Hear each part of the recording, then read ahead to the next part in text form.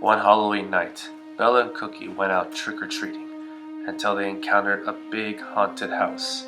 Bella seemed enthusiastic, thinking the scarier the house, the better the candy. Cookie, her bodyguard, didn't fully agree because of how abandoned-looking the building was.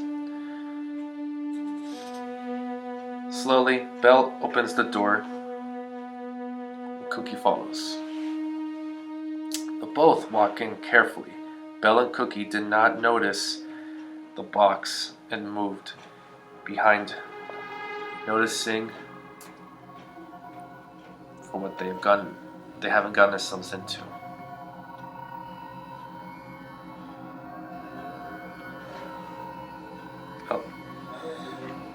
Belle asks Cookie how come this place is so abandoned looking until she hears a noise and she immediately goes behind Cookie and they walked. All of a sudden, they hear noise and realize that someone is there.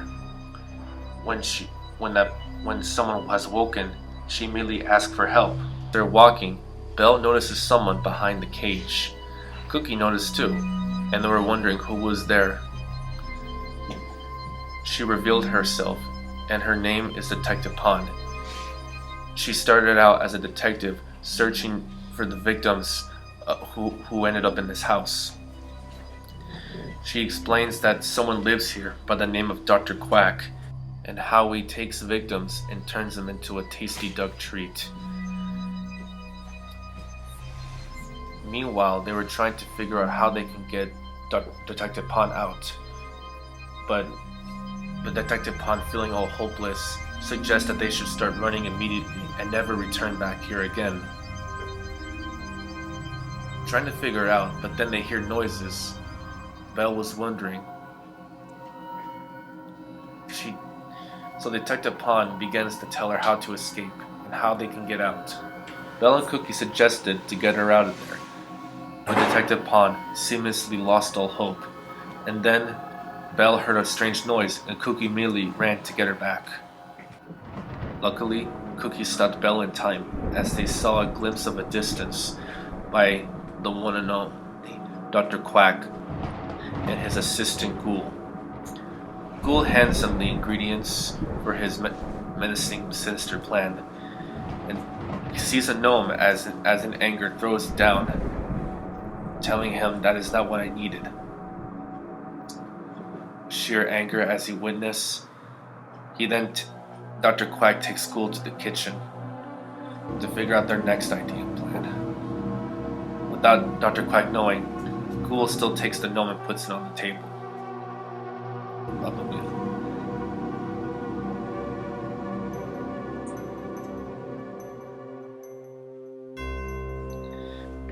As Ghoul is about to go see Dr. Quack, Detective Pond sees Ghoul and suggests that she wants something to eat. Without Detective Pond knowing, Ghoul hands her some yogurt-like cup, but that it was secretly poison. Meanwhile, Dr. Quack is experimenting with all the ingredients he has on his table, making a potion to hopefully take over the world someday.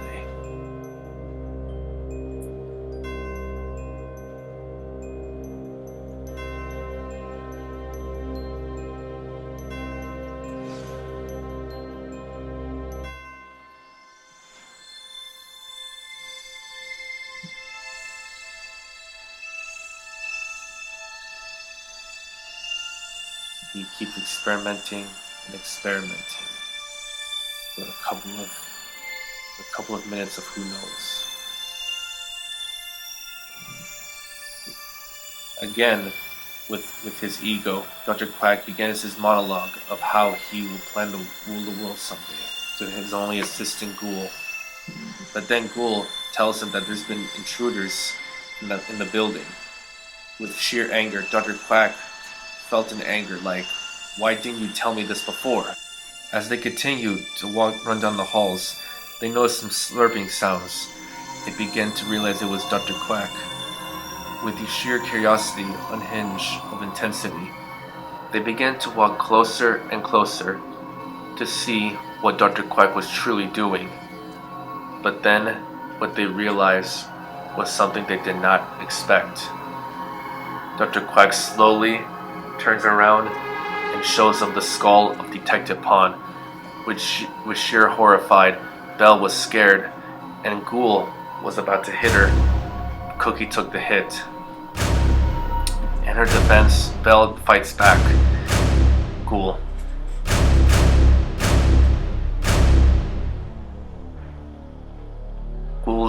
Ghoul's stick falls down, and thus Ghoul surrendered.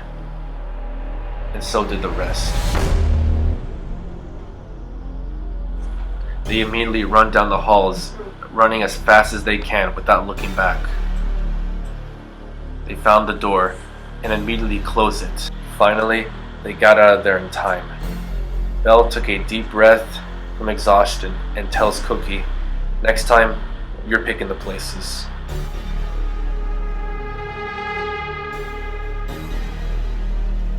After that experience, they finally decided to call it a night.